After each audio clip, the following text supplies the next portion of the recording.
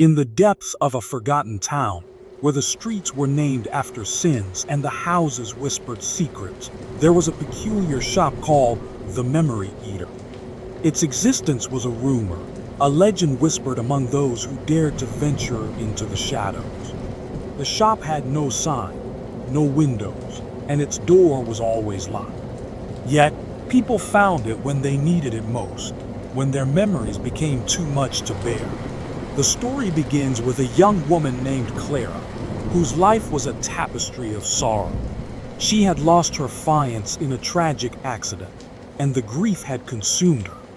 One night, driven by desperation, she stumbled upon the Memory Eater. The door creaked open as if beckoned by an unseen force.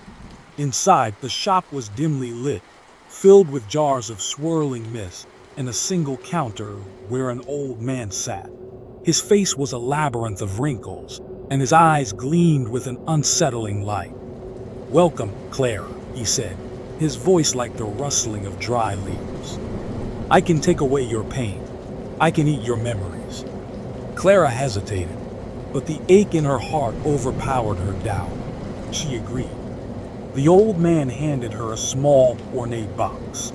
"Open it, and think of what you wish to forget." She opened the box, and a faint hum filled the air. As she thought of her fiance, a shadowy figure began to take form in front of her. It was him, tall, smiling, but his eyes were black as coal. The figure reached for her, and Clara screamed. The old man slammed the box shut, and the figure vanished. "What was that?" Clara demanded, trembling. "A memory," the old man replied, his voice cold. "But not just any memory. It is the echo of what you have lost. It has become something hungry." Clara left the shop that night, her heart lighter, but her mind plagued by questions. She returned the next day, determined to understand. The shop was gone. In its place was an empty lot, overgrown with weeds. But on the ground was a note. "The memories you bury will always find their way out." Days passed, and Clara began to experience strange occurrences. She would see glimpses of her fiance in mirrors, hear his voice in the wind. One night, she woke to find him standing in her bedroom, his eyes still black, his smile twisted.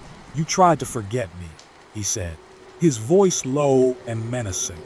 "But I remember everything," Clara screamed. But no one came when the police found her. She was catatonic. Her mind shattered. The house was empty. But in her journal, she had written a single sentence.